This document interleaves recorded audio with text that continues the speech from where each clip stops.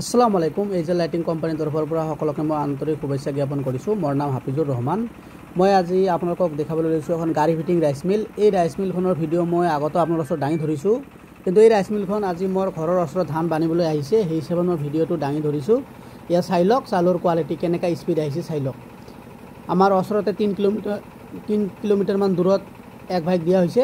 তেখেতক মেচিনখন মোটামুটি আজি 6-7 মাহমান হ'ল চলি আছে, খুব ভাল সার্ভিস। চাই লওক কেনেকা চাউলৰ স্পীড চাই লওক। ৰিজাল্ট 100% ভাল, আৰু চাউল একেবাৰে ধান দি একেবাৰে চাউল চাক একেবাৰে ঝাৰা হৈ ওলাই আহিছে। চাই লওক ডাইৰেক্ট ভাত ৰান্ধা উপযোগী, একদম ডাইৰেক্ট ঝাৰা হৈ ওলাই আহিছে। এইখন হ'ল ইণ্ডিয়ান সিৰিজৰ 8 নম্বৰ হোলাৰ হয়। এই হোলাৰখনৰ ভিতৰত এখন গলোৱাৰ ফেন আছে, ফেনৰ জৰিয়তে চাউলগিলা ঝাৰা হয় আৰু একেবাৰে ধান দি একেবাৰে চাউল হয়। চাই লওক কিমান স্পীড চাউল আহিছে।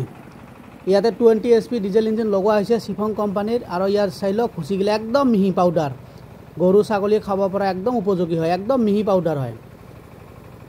খুব সুন্দৰ মেচিন। ইয়াত 20 HP ডিজেল ইঞ্জিনখন যিখন লগোৱা হৈছে এইখনত প্ৰতি ঘণ্টাত তেল খাব 1 পৰা 1.5 লিটাৰ।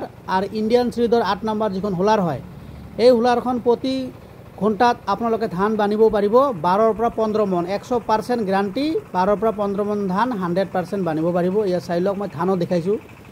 আপোনালোকে ভাবিব পাৰে যে ধান দেখা নাই, ইয়াত চাওক একেবাৰে ধান, মই ধানৰো ফটো দেখাইছোঁ। ইয়াত চাওক এইবিলাক গোটেইখিনি ধান হয়, আৰু চাউল ওলোৱাটো মই দেখাইছোঁ।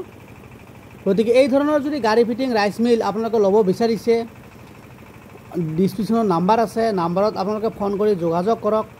যোগাযোগ কৰিলে আপোনালোকে অৰ্ডাৰ কৰক। অৰ্ডাৰ কৰিলে এসপ্তাহ বা 10 দিনৰ ভিতৰত মেচিন ডেলিভাৰী কৰা হয়। আপোনালোকে নিজে আহিব। মোৰ এড্ৰেছটো হ'ল অসমৰ কামৰূপ ডিষ্ট্ৰিক্টৰ বক সমষ্টি বালিচাৰ বজাৰত আহিব।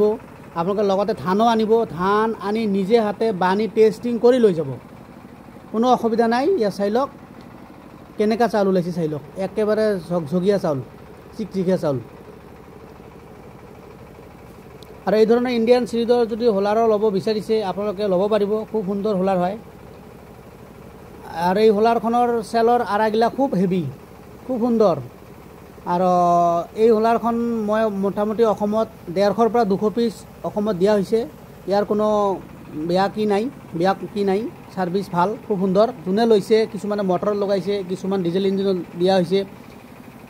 সকলোৰে পৰা ৰিভিউ ভাল পাইছোঁ। গতিকে আজি মই ডাইৰেক্ট কাষ্টমাৰ ৰিভিউ দেখাইছোঁ। ইয়াত চাওক ডাইৰেক্ট কাষ্টমাৰে ধান বনা মই ৰিভিউ দেখাইছোঁ, আপোনালোকে নিজে চাব পাৰিছে। চাই লওক।